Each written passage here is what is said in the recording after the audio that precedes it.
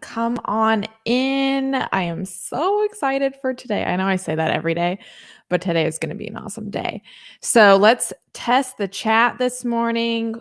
Tell me in the comments, what was the first concert that you ever went to? I'm having some FOMO. I miss going to concerts. I love outdoor live music. Last year, or no, the year before that, Jake and I went to see Dave Matthews Band at the Gorge in Washington, and it was like one of the coolest things I've ever been to.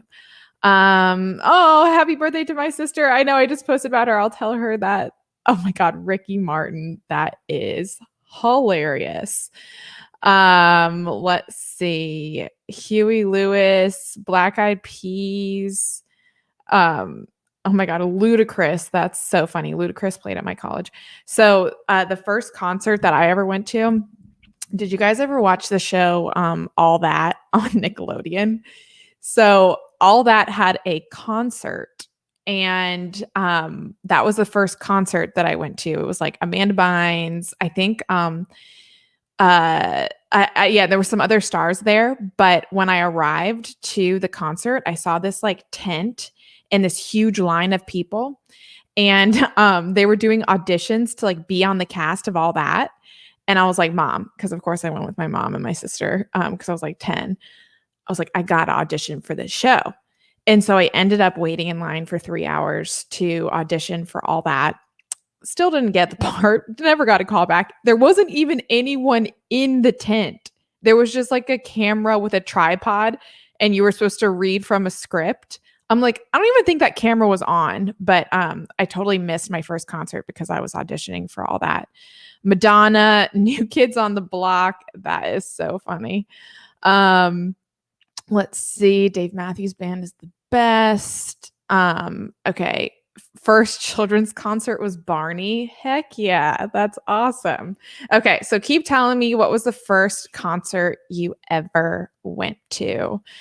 Okay, so let's get into today. This week is our final week, and we're working on your 2021 game plan for the last week of the challenge. So I feel like you're probably one or of two things. You're either, and I just sent out an email about this a little bit ago, either you're A, where you are just super hyped, you finish all the prompts, you're working through your workbook, you have your, putting together your game plan. Maybe you're taking the quiz to figure out what medium you want to use. Or maybe you're in the B category where you got stuck up on a prompt, or maybe life got in the way and you're falling a little bit behind and you feel like maybe you can't catch up, but you actually can. And you really only, with Bright Pages, it's actually more micro journaling than it is anything. You don't need to have paragraphs and paragraphs. I challenge you to go back in, go to view previous prompts, whatever prompts you missed, give yourself a 3-sentence rule.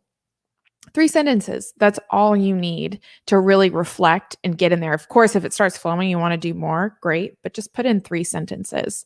Okay, let me see. Oh yeah, love me some Barney. Check in the comments. Yeah, someone said, "Yep, that's me. Too much thinking." Yeah, the thing is if you signed up for this challenge, you're probably a thinker, which is awesome. But sometimes, as thinkers like myself, we can get in our own head and think that maybe oh, it's not the right time, whatever it is. And if it isn't the right time, that's fine too. You can put this on pause and sign up as a member, and then take the 21-day challenge pathway later.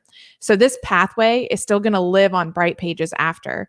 So if you want to take it again in a month or two or later this year, when you sign up as a member, which you can either sign up annual or monthly, you have access to this pathway and any other pathway that we have on there, which I'll be talking to you guys more about that later this week. So yeah, if you want to give it a rest, you can do that too. But you can use the code U29LT at app.brightpages.com.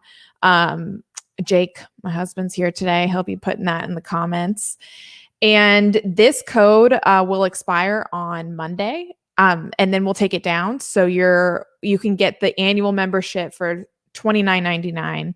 And then after that, it'll be $50. Or you can do the $5 a month option. That's fine too. Okay, so today's prompt on Bright Pages: what medium do you want to use to share your gifts? So when we're talking about like the audience, the problem that we want to solve for them, what are their pain points? Now this is reflecting back on you. What is it that you want to do to help and reach those people? So do you like writing? Maybe it's blogging, writing books, whatever it might be. Do you like speaking, whether that's speaking engagements, podcasting, any other forms of verbal communication? Maybe a startup. Do you want to offer like a product or a service? And I'm really excited for our speaker today to talk about how she's using her gifts to make a difference. So today is more about looking at you, the things that you enjoy, your skill sets, the talents that you have, and how you want to utilize them. So let me know in the comments if you have any idea of what medium you want to use to share your gifts. I keep getting author on your quiz. A lot of people think that like being an author is this huge outlandish goal. Break it down. That's what we do in Book Pop Workshop. I got author. I have no intentions of writing a book right now. I'm totally fine. But I wouldn't write it off, pun intended, because being an author is also just like a great foundation for whatever you want to be for your career, because having a book gives people something to respond to. You know, when I wrote Chasing the Bright Side, people now associate that with me and my brand. Put the pen to paper, girl. We got writing, like writing and speaking. Cool. So keep it up. Keep telling me in the comments, what mediums do you want to use to start sharing your gifts? I'm developing a course, signed up for Thinkific yesterday. That's awesome. I self-published a poetry book almost 20 years ago. Anyone can do it. That's amazing. My first dabble into writing was writing poetry. My Chicken Soup for the Soul prime. That was my peak. Okay. So keep telling me what it is, what medium you want to use. And then that's what your journaling prompt is today. And then if you need a push in one direction, head to businessonthebrightside.com, take my thought leader quiz in the header, and see what you land on. Sometimes like we don't even know what our strengths are, our talents, or what kind of lifestyle we want to live. Okay. So I am so excited to introduce our guest speaker today. Let's welcome my friend Melba. Hello, Melba. How are you? Hello, I'm doing good. Thank you so much for having me. I'm super excited for today. Oh, I'm so excited. So you and I, we met on Instagram. Is that right? Okay. Well, yes, but I also enrolled in pretty much all your courses. I am No in love way. with what you do. Oh Yes. my gosh. I promise I didn't know this, and I didn't pay her to say this, but oh, that's awesome. So, well, tell us a little bit more about Mujeres on the Rise and how that Yeah. got started, and then would love to like talk to you about how you picked your platforms, whether that's speaking or the services that you provide to kind of share this gift. And one of the things I love about you is that you have a very specific audience that you want to help. And this week we've been working on who those people are, who's our audience, what are their pain points, and how can you serve them? And you're doing that so beautifully. So if you could tell us about it, that would be great. Yeah, of course. Thank you. So I am a marketing manager in the tech industry. At And a as I small was, startup called Amazon, right? Yeah. yes. I've heard of So them. Yeah. So what's interesting is that I always wanted to work in the tech industry, but when I went to graduate school, I suffered from major imposter syndrome because no one there looked like me. And so nobody there in my cohort, well, I shouldn't say nobody, but very few people in my cohort were Latinas. Mm, And because of this, I just spiraled out of control for a while. I couldn't find a job. I couldn't find what I really wanted to do because I felt like my dreams were a little bit out of reach. Not a yeah. little bit, a lot, like super out of reach. And in going through this process, I realized that part of it was the fact that there was not Latina representation. So I wanted to do something to change that. And as I worked my way up and finally landed my dream job at Amazon, I realized that I needed to do something about it and kind of share what I've learned along the way. So that's how I created Mujeres on the Rise, which is a platform that connects Latina women and it provides them with resources and tools to grow their careers. We offer everything from resume consultations to career coaching. And I also feature a lot of Latinas that are doing what they've always dreamed of as a way to inspire others, because it's really not just about me and me having landed the job that I wanted. It's about what we can collectively do and really inspiring people to build that career and that life they've wanted, regardless of how impossible it might seem and regardless of what that industry or what that job might look like. Now, when you discovered that this is something that you wanted to do, is what you're doing now like the first iteration of it? Because it seems, I mean, your website, your branding, like all of it is beautiful. Was this like version one or did it evolve? No, no, no, definitely not version one. So my initial idea was to create a YouTube channel. And then, of Okay. course, life happened. I ended up having to move and I had to pivot. And I think that's the beauty of learning what it is you want to do is you're not going to learn it unless you're Mhm. actively doing it. So the more Mm. you engage with your ideas and the more you put them into practice, the more you're going to get that clarity that's needed to actually build what you want. That is, I promise I didn't give her a script. This is like exactly what we've been talking about all week is sometimes you get clarity when you just start. And sometimes if that first version isn't even what it is going to be, like you just gain so much knowledge and insight. Which is why I loved this quote. I pulled it from your website. It doesn't matter where you start. All it matters is that you do. Like that is incredible. So I guess tell us a little bit more about if someone is struggling with imposter syndrome or like, I want to start a podcast or I want to do this or I want to do that. I just maybe it's not me or maybe I need more experience or maybe it's not like my turn yet. How do we get past that? And those are, I mean, even when I have somewhat of a track record now of things working out, I still feel like that all the time. Yeah, that's a great question because I think the term imposter syndrome makes it seem like something that's very rare, something that doesn't happen often. But the thing is, nobody is expecting perfection from us besides ourselves because perfection itself doesn't exist. And, if you think about it, when a friend tells you that they're struggling with something or that they may have gone in the wrong direction, we are very lenient and understanding and we encourage them to keep going. But with us, with ourselves, we don't do that. We expect Mhm. perfection even though we know it doesn't exist. And I think the first thing we need to do if we're going to overcome that is separate feelings from fact, because it's one thing to Mm. to feel like you're stupid and it's another thing to actually be stupid. And it's, I mean, we're all going to have those moments, right? There's going to be times when we fail, there's going to be times when things don't go right. But there's a quote that I like, and I can't remember who says it, but it goes something along the lines of, you have to be a disaster before you become a master. So, I Mhm. mean, imposter Story of my syndrome. life. I need that on a shirt. Yeah. Yeah, so I mean, imposter syndrome is just something that we all have to go through, and it's normal, and I think it Mhm. feels good to know that you're not the only one that goes through that. Well, and I mean, there's so many studies that show, especially with women, like, and I'm going to butcher the study, but about how, women don't apply for jobs unless they meet 100% of the requirements, listed. Yes. Whereas men, apply for jobs if what they meet like 50% or even, less than that.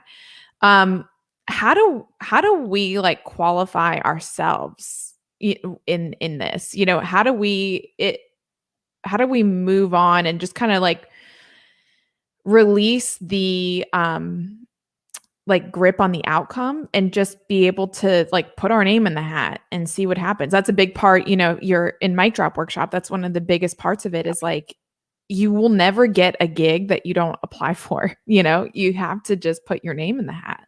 Yeah, that's true. So one of my favorite things to do is, well, first off, you have to remind yourself of your value, right? We all have value to deliver, and sometimes we feel that the value that we have to offer is not much.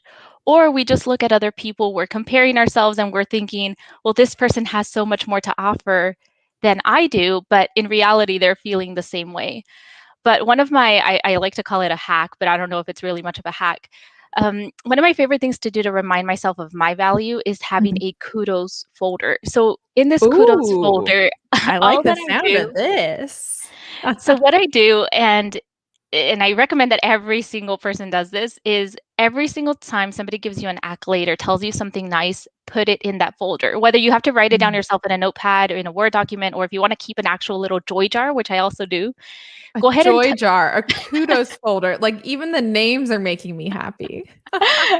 so put that all in there, and the moment that you start to feel that you start to doubt yourself, pull that folder or that joy jar out and read what people have to say about you, because that's a really Mhm. good way to remind yourself of your value without feeling like you're being too cocky or you're just talking yourself up, because these are words that other people have used to describe you. Yeah. Okay. April has a let me show this.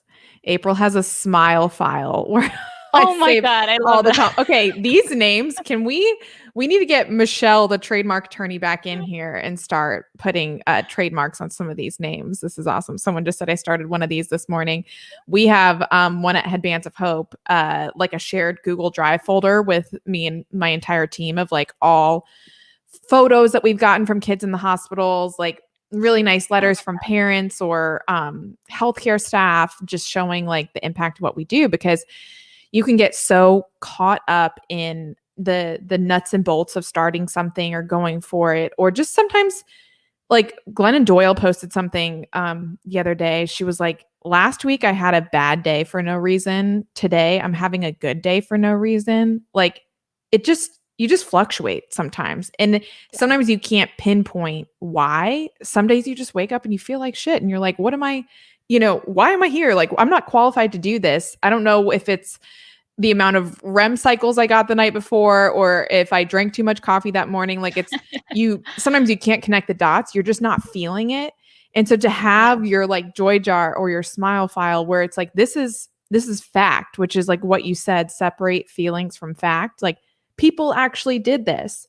And I think something that is really cool in the line of work that you're doing with Mujeres on the Rise, like at the end of the day, after everything that you've done, and let's just say, for example, something happens, shit hits the fan, and you have to shut down tomorrow.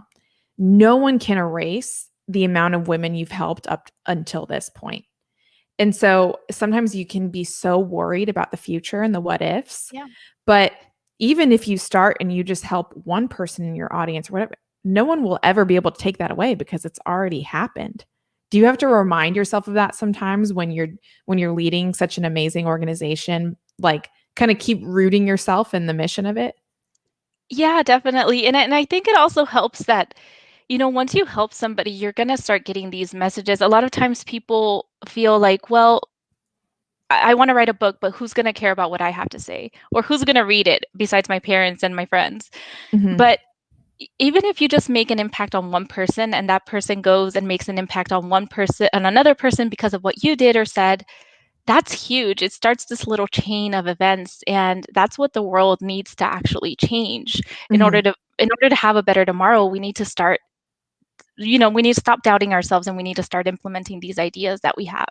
And like on that note, when I've been wanting to write a book for like ever since I was like 13, that I was writing poetry too, and I put off the process for such a long time. And now that I have my book proposal completed, I'm like, well, first off, thank you, Jess. But second, Yes. like this process would have not happened if I just wouldn't have taken that first little baby step. And that baby step, that first step that you take is always the hardest. Mhm. After that, it's like, why didn't I start this sooner? Yeah, exactly. And it's so funny. Again, like, love that you're in my courses. Not why I brought you here, but thank you for for the love. Writing a book, we were just talking about this right before you came on, feels so daunting. Like looking at a book, holding it. But I like to say, like, don't worry about winning the Super Bowl. Like, just get the first down. That's what you need to do. Don't worry about filling a book. Just write the first page, just write the first chapter. Like, every single amazing book that you've ever read started with just like one page or one word. And honestly, it probably wasn't that great. That's what I was just thinking. Oh my gosh, if you could read the first draft of Chasing the Bright Side, I mean, and my husband's in the chat right now, he can attest to this.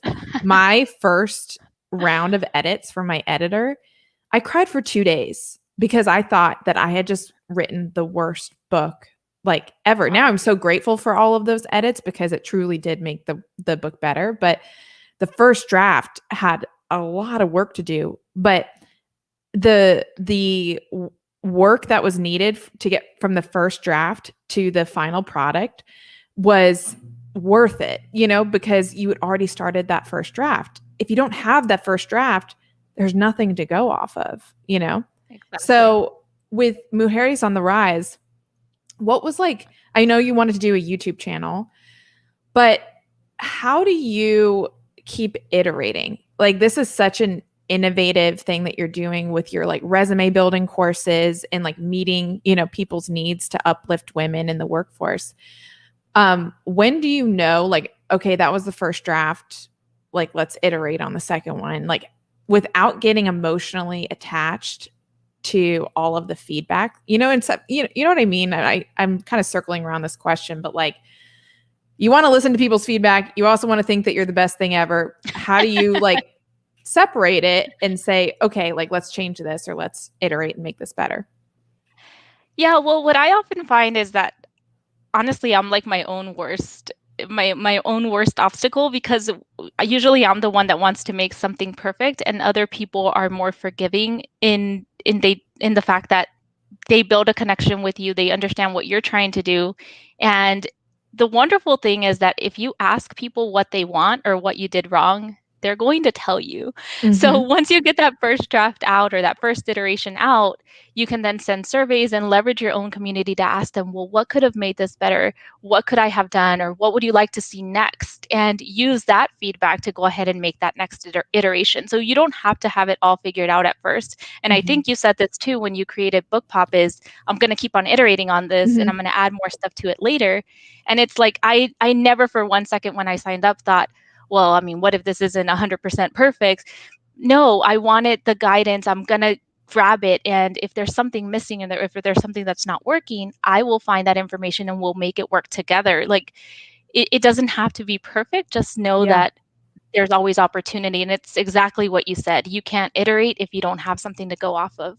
Yeah. I love that. I love how you said that. And, with Mic Drop Workshop, like, we're on version 3, of Wow. this course, because not only is like the speaking industry changing that I have to keep updating the course, like, I can also find, based on the back end, like, look, where do people drop off, or where do they get stuck? Because I can actually see people's progress in the course of like, oh, okay, they're really getting stuck on like module 7. What can I do to like make that easier or make this like a more seamless A to B?